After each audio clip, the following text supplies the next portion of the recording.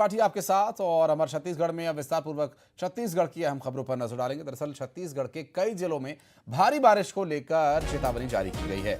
बताया जा रहा है कि 3 जिलों में ऑरेंज अलर्ट जारी किया गया, जिसमें महासमुंद, गरियाबंद और रायपुर के लिए ये ऑरेंज अलर्ट जारी किया गया है। दुर्ग से बड़ी खबर आपको बता दें, धमतरी समेत 10 जिलों में येलो अलर्ट जारी किया गया। पिछले 24 घंटे में दुर्ग, रायपुर, बिलासपुर संभागों के कई जिलों में भारी बारिश हुई है और सबसे ज्यादा बारिश दुर्ग में 130 मिलीमीटर दर्ज की गई, बालोद में 120 मिलीमीटर दर्ज की गई, रायपुर में 57 मिलीमीटर बारिश हो चुकी है।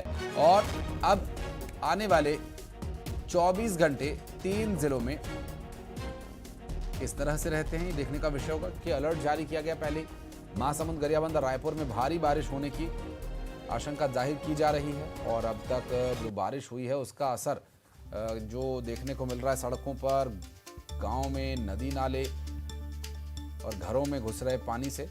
तो वहीं अब आगे जो 24 घंटों में स्थिति बनेगी वो क्या रहेगी, इस पर बात करेंगे।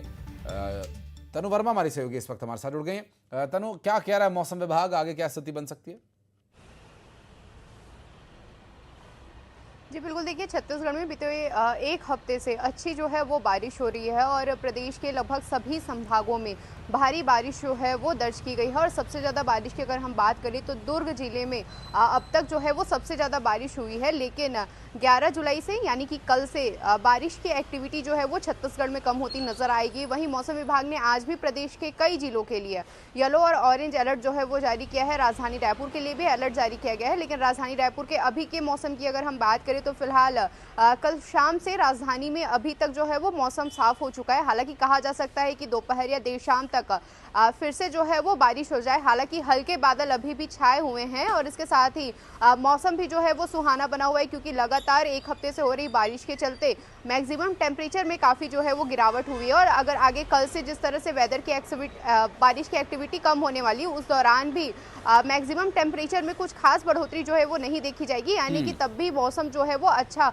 और सुहाना जो है वो बना रहेगा। और करीब 4 दिनों तक यही हाल छत्तीसगढ़ में मौसम का रहने वाला है और 4 दिनों के बाद फिर छत्तीसगढ़ में बारिश की एक्टिविटी जो है वो बढ़ती हुई नजर आएगी, क्योंकि लगातार हो रही बारिश की वजह से कई जगहों पर जो है नदी नाले उफान पर थे, कई जगहों पर जलभराव वाली स्थिति देखने को मिली थी। ऐसे में थोड़ी राहत अब आम जन को रहेगी, क्योंकि आम जनजीवन काफी अस्त व्यस्त हो चुका था एक हफ्ते से लगातार हो रही बारिश की वजह से। तो थोड़ी राहत आम जन को मिलेगी और मौसम जो है वो सुहाना बना रहेगा, यानी कि गर्मी की मार अभी लोगों को नहीं झेलनी पड़ेगी। जी, आप नजर बनाए रखिएगा। डिटेल्स लेने के लिए फिर लौटेंगे आपके पास। बहुत शुक्रिया आपका।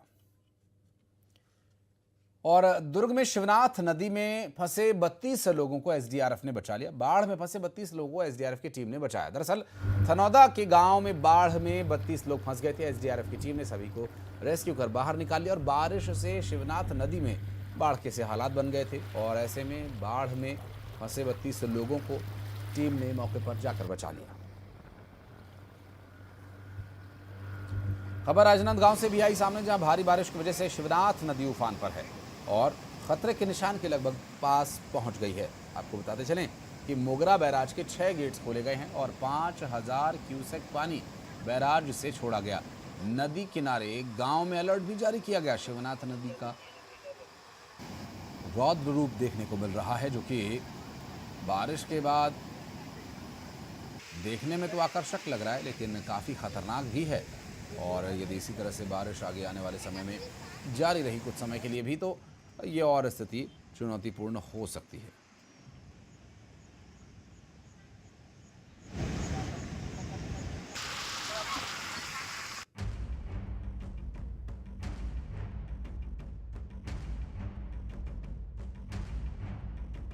छत्तीसगढ़ में बारिश का दौर लगातार जारी है। नदी नाले उफान पर हैं, पुल पुलियों के ऊपर से पानी बह रहा है। कहीं सड़कों पर सैलाब है तो कहीं बारिश का पानी घरों में घुस गया है। गरियाबंद की ये तस्वीरें देखिए। बारिश से यहाँ नदी नाले उफान पर हैं। छुरा ब्लॉक के गूदल बहरा गांव में ग्रामीण जान जोखिम में डालकर नदी पार कर रहे हैं, तो रवेली गांव में लोग उफनता नाला पार कर रहे हैं। धमतरी में लगातार बारिश से जनजीवन अस्त व्यस्त है। भारी बारिश को देखते हुए कलेक्टर ने सभी आंगनवाड़ी और स्कूलों में 1 दिन की छुट्टी करने के आदेश दिए हैं। अगर मौसम इसी तरह रहा तो छुट्टी और आगे बढ़ सकती है। आज 9 जुलाई को भारी बारिश के चलते जो है आंगनबाड़ी और समस्त जो भी स्कूल हैं, उसमें जिला प्रशासन के द्वारा अवकाश घोषित किया गया है। तो क्या ये अवकाश अब 1 दिवसीय ही रहेंगे? अभी तक के लिए तो 1 दिवसीय ही घोषित किया गया है। आगे की स्थिति को देखते हुए ही निर्णय लिया जाएगा। बिलासपुर में बारिश जारी है। नदी नालों के बढ़ते जल स्तर को देखते हुए प्रशासन ने अलर्ट जारी किया है।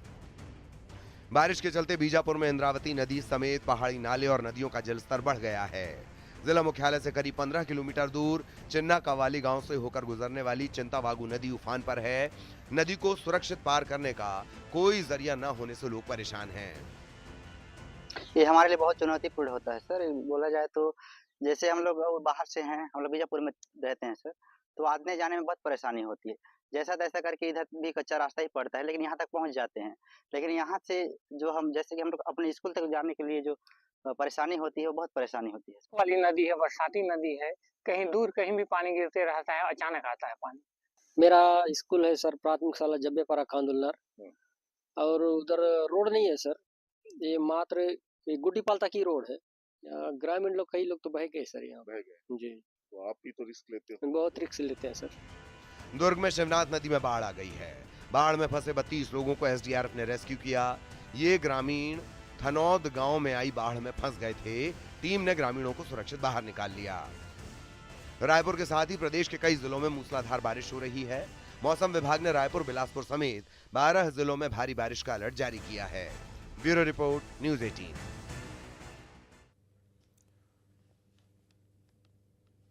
और अगली खबर अंबिकापुर से